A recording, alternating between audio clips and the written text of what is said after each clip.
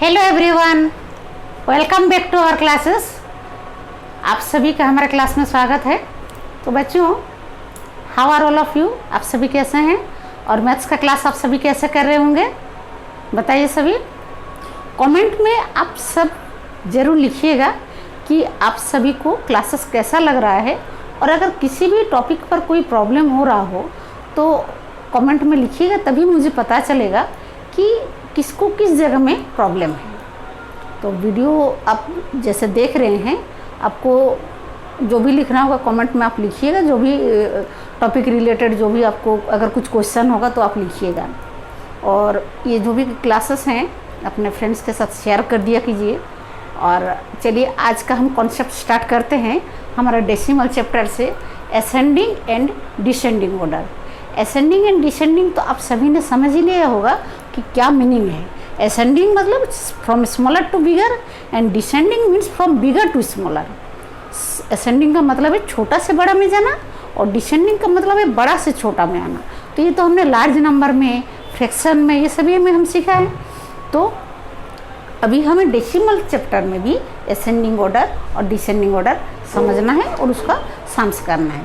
तो चलिए देखिए क्वेश्चंस में किस तरह से क्वेश्चन में डेसिमल का हम करेंगे। असेंडिंग ऑर्डर पहले हम करते हैं। Ascending order, ascending means from smaller to bigger, छोटा से बड़ा। तो देखिए 72.59, नेक्स्ट है 58.12, अगेन 72.94, 58.10, 61.74। ये हमारा क्वेश्चन है। तो फर्स्ट हम डेसिमल का left side means whole part को हम देखेंगे। होल पार्ट को पहले कंपेयर करेंगे। अगर होल पार्ट ही हमें असेंडिंग डिसेंडिंग असेंडिंग करने में वो हेल्प करता है तो फिर हमको डेसिमल पार्ट देखने की ज़रूरत ही नहीं है। और अगर होल पार्ट कोई भी दो नंबर में इक्वल हो रहा है तब हमको डेसिमल पार्ट भी देखना है। तो फर्स्ट देखिए 72, 58, 72, 58, 61। अब सबसे स्मॉलर नंबर क्या है? होल पार्ट में पहले स्मॉलेस्ट नंबर पहचानना है।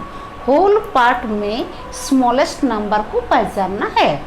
तो देखिए 72, 58, 72, 58, 61। तो 58, 58 ये दोनों छोटा है, 258 है हमारे पास, इससे बड़ा है 61, उससे बड़ा है 72। तो वो तो हम बाद में देखेंगे। तो हमें ये 51 और ये दोनों 51 के बाद जो भी इसको पहले देखेंगे। चलिए अब ये दोनों में कंपेयर करते हैं। पहले हम कंपेयर करेंगे इन दोनों के बीच 58.12 और 58.10। तो देखिए ये तो दोनों 58, होल पार्ट तो बोथ में 58 ही है।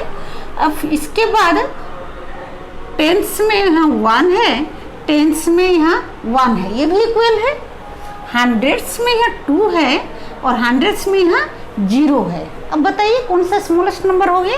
This is our smallest number, 58.10।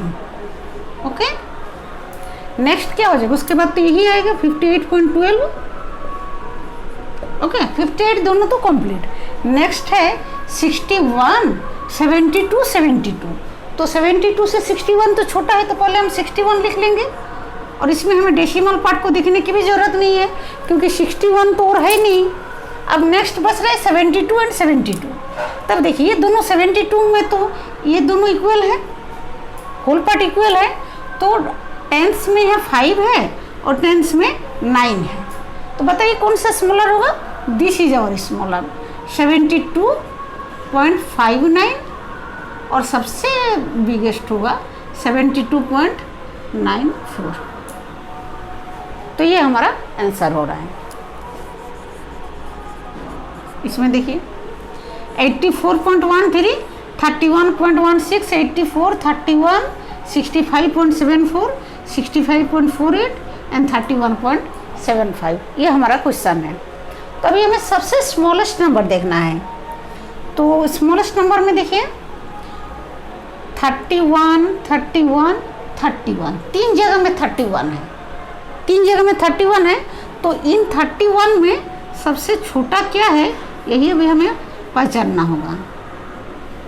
देखिए तीन जगह 31 दिख रहा है, 31.16 यहाँ 31 ही है, 31 के बाद कुछ नहीं, मीन्स इट इज़ 31.00 है ना, कुछ नहीं मीन्स डेसिमल है और उसके बाद जीरो है, और यहाँ पर 31.75। अब देखिए ये सबसे छोटा तो ये हो गया 31, ये सबसे छोटा हो गया। अब 31.16 और यहाँ 31.75, बताइए कौन सा छोटा है? 7 से तो 1 ही छोटा है, तो इसके बाद हो जाएगा 31.16, नेक्स्ट हो जाएगा 31.75। 31 का टोटल कंप्लीट हो गया। अभी नेक्स्ट हमारा बच रहा है 65, दो जगह हमारा देखिए 65 हो रहा है, तो 65 ये तो both are same, whole part are same. Next decimal part 7 and here 4, then 4 is smaller, 65.48 and उसके बाद 65.74। ओके, ये हो गया। अब हमारा 84 दो बच रहा है। अब यहाँ पर देखिए ओनली 84 है, only 84 means it is 84.00 and यहाँ फॉर 84.13, तो 84 ओनली 84, ये तो छोटा होगा, सबसे बिगर नंबर क्या हो रहा है? बिगेस्ट है 84.13। तो इस तरह से हम कंपेयर करते जाएंगे, पहले होल पार्ट को कंपेयर करेंगे, उसके बाद डेसिमल पार्ट को कंपेयर करेंगे। इसमें देखिए 94.41, 13, 48, 94, 16, 48। देखिए सभी को हमको दिख रहा है, सभी आप सभी ने भी देखा होगा कि 13 होल पार्ट में 13 सबसे छोटा है, तो चलिए हम 13.68 लिखेंगे। ये हो गया सबसे स्मॉलेस्ट। 13 के बाद क्या आता है? 16 आता है, देन 16.81, क्योंकि हमें डेसिमल पार्ट देखना ही नहीं है, पहले हमें होल पार्ट ही देखना है। अब डेसिमल पार्ट देखकर 81 को बिगर मत समझ लीजिएगा। 13 कंप्लीट, 16 भी कंप्लीट। अब उसके बाद है देखिए 48, दो जगह में 48 है, हेयर इट इज 48.86 और यहाँ पर 48.8 है, तो इसमें जीरो लगाएंगे, पहले लाइक बना लेते हैं। 48.86, यहाँ पर 48.80। अब बताइए 86 बिगर और 80 बिगर, बिगर तो 86 है, तो मतलब स्मॉलर हो गया वो 48.8 और उसके बाद हो जाएगा 48.86। नेक्स्ट है देखिए 94.41 और यहाँ पर ओनली 94, मीन्स इट इज 94.00 है, देन 94.00 इट इज स्मॉलर, ये छोटा है, और सबसे बिगेस्ट नंबर 94.41।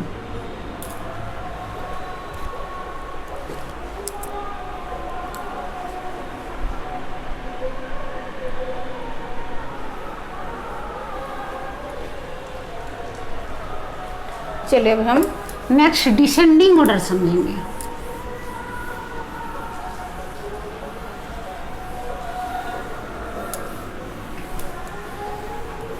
असेंडिंग का जस्ट ऑपोजिट होगा डिसेंडिंग, बाकी सब तो सेम ही है।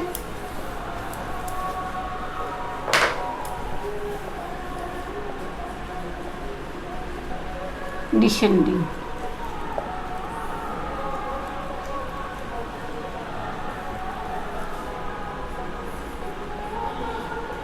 5.91, 13.62, 5.19, 13.6, 5.93, 68.84,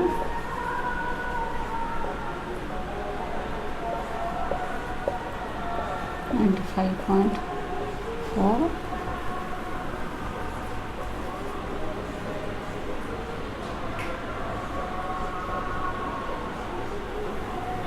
7,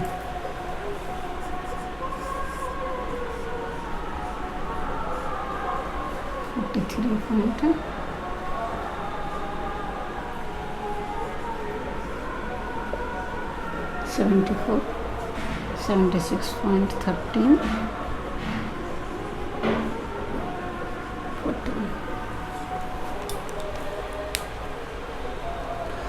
तो पहले हम देखते हैं कि लाइक डेसिमल है कि अनलाइक है। After decimal 2, after decimal 2, decimal 2 यहाँ पर और एक जीरो लगा दीजिए, 2 हो गया, 2 हो गया। ऑल आर लाइक डेसिमल्स, देखिए सब लाइक डेसिमल है। अब इसको हम डिसेंडिंग में करेंगे। Which is the biggest number, biggest number खोजेंगे अभी। 5, 13, 5, 13, 5, तो 13 ही बिगर है, तो 13 वाला देखिए 2 ठो है, 13.60 है एंड 13.62 है। अब बताइए 62 बिगर होगा कि 60 बिगर होगा? 13.62 यही बिगर होगा, सबसे बिगेस्ट।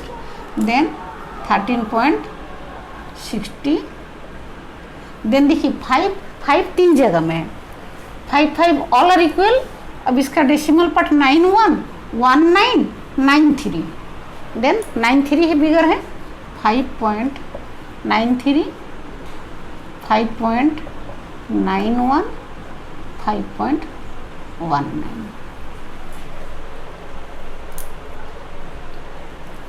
इसका भी देखिए, first whole part 68, 83, 95, 83, 91, then 95 it is the greatest number, 95.4। Okay, next है 95 के बाद क्या है बताइए? 91.7। ओके, 95, 91 ये कैंसिल हो गया। 83 नेक्स्ट। अब देखिए 83 हमारा 2 जगह में है, 2 जगह में हमारा 83 है। अब कंपेयर कीजिए कौन सा बिगर है और कौन सा स्मॉलर है। 83 both equal, here it is 6 and here it is 9, 6 tens और 9 tens, it is bigger, 9 tens bigger. 83.96, 83.69, then last क्या बच रहा है? 68 बच रहा है, 68.84। And question number 3 is for you. आप सभी क्वेश्चन नंबर 3 को कीजिए सॉल्व।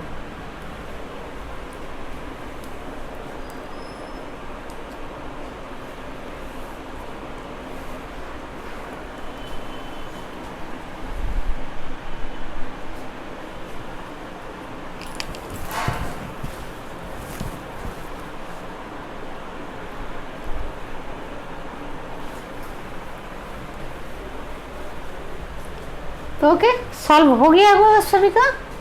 तो इस तरह से हम असेंडिंग कर लिए, डिसेंडिंग कर लिए।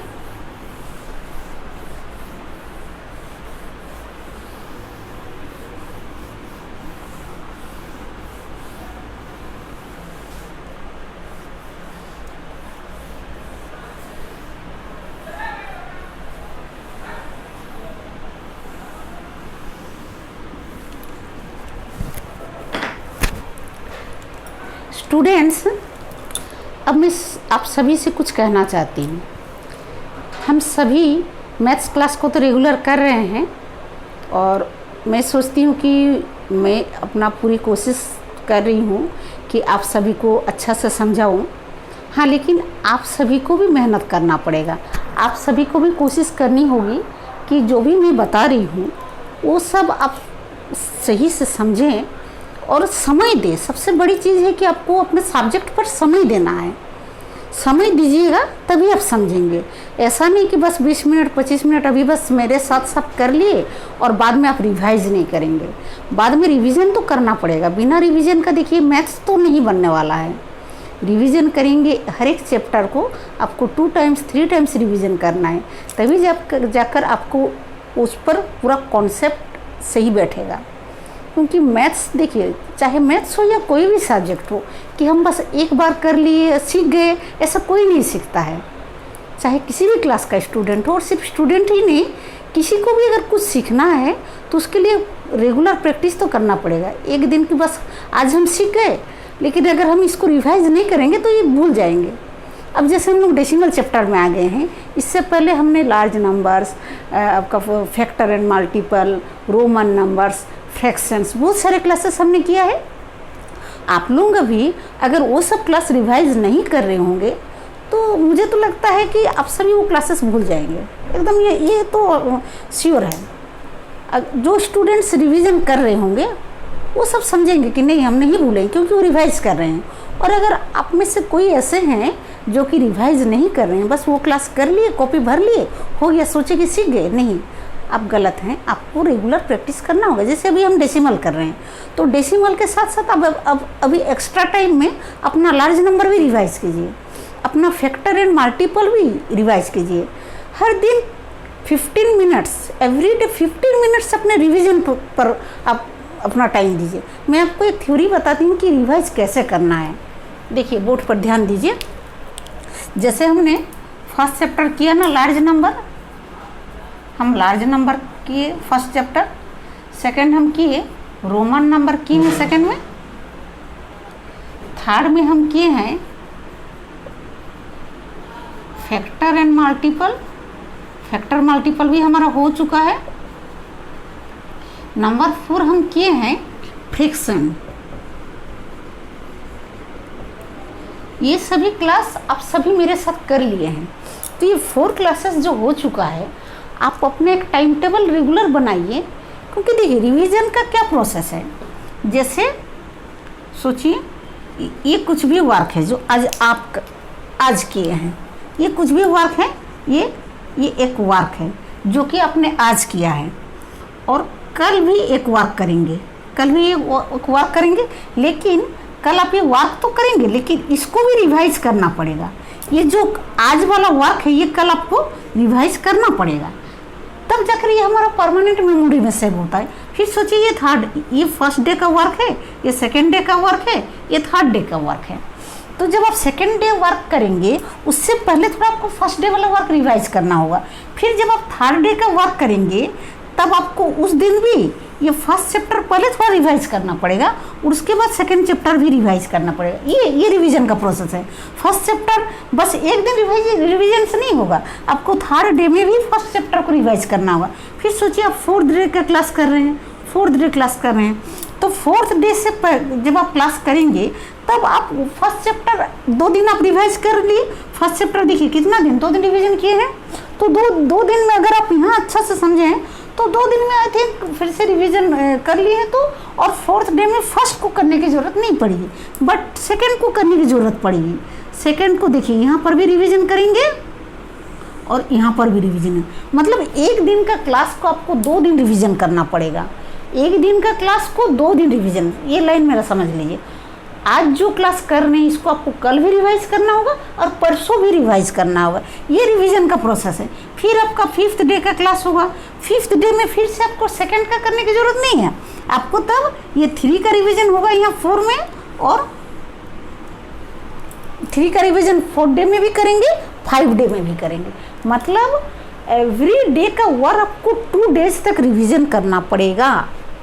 यहाँ पर आपको लिख दे रही हूँ रिवीजन, ये रिवीजन का प्रोसेस है।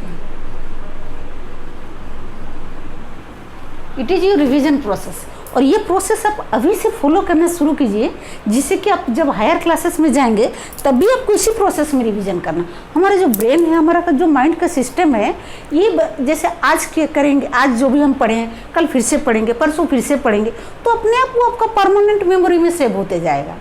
वो सिर्फ आप ही की बात नहीं है, मेरी भी बात। मैं भी कुछ जैसे नया सीखने जाऊँ, एक दिन में मैं भी नहीं सीख सकती, कोई भी नहीं सीख सकता। अगर कोई बोलते है कि हम एक दिन में पूरा सीख ले, वो साफ झूठ बोल रहा है। एक दिन में कोई नहीं सीखता है। हाँ, एक दिन सीख लिए, उसके बाद आपको second day third day revision तो करना ही है।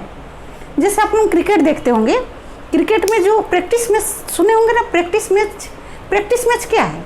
अब जैसे जो भी प्लेयर्स हैं, जो भी हमारे विराट कोहली, जो भी अच्छे प्लेयर्स हैं, वो सब तो बहुत अच्छा खेलना जानते हैं, लेकिन वो क्यों प्रैक्टिस क्यों करते हैं? क्योंकि प्रैक्टिस करने से वो और अच्छा खेल सकते हैं। तो वही चीज़ हर जगह अप्लाई होता है, चाहे स्टडी हो, कुछ भी हो। आप जो भी कर रहे हैं उसको रिवीजन कीजिए। रिवीजन करेंगे तो जो बहुत स्लो स्टूडेंट है या जिनका मैथ्स का बेस बहुत कमज़ोर है, मैं एकदम श्योर कर सकती हूँ कि वो स्टूडेंट भी अपना जो भी कैपेसिटी है वो इंक्रीज करेगा। हाँ, लेकिन रिवीजन रेगुलर चाहिए। तो ओके, ये प्रोसेस आप समझ गए होंगे कि रिवीजन आपको करना है। अब अभी हमारा ये डेसिमल चैप्टर अभी हमारा चल रहा है, तो आप सभी ज़रूर ये सब क्लास रिवीजन कीजिए। और मैं क्या करूँगी इसके बाद, जैसे मैं एक एक दिन में एक एक चैप्टर का कुछ रिवीजन वर्क भी आपके साथ रिवीजन वर्क का भी वीडियो बनाऊंगी, जैसे कि आपको मेरे साथ भी रिवीजन आप कर ले। अपने से तो आप रिवीजन करेंगे ही, मैं भी रिवीजन करवाऊंगी आपको। तो पहले हमारा जो भी सिलेबस है कंप्लीट हो जाए, उसके बाद हम रिवाइज हर एक चैप्टर से रिवीजन करेंगे। तो ओके स्टूडेंट्स, आई होप आप सभी मेरी बात समझ गए होंगे। डू रिवीजन रेगुलरली, बस मेरा यही करना है, तभी मैं सक्सेस हो पाऊंगी। क्योंकि मैं आपको तो बता ही सकती हूँ, लेकिन करना तो आपको है, सीखना तो आपको है। बस मैं जो प्रोसेस बोल रही हूँ आप फॉलो कीजिए। Okay students, thanks for watching my class. मिलते हैं नेक्स्ट क्लास में डेसिमल का और कुछ नया करके। Okay, bye.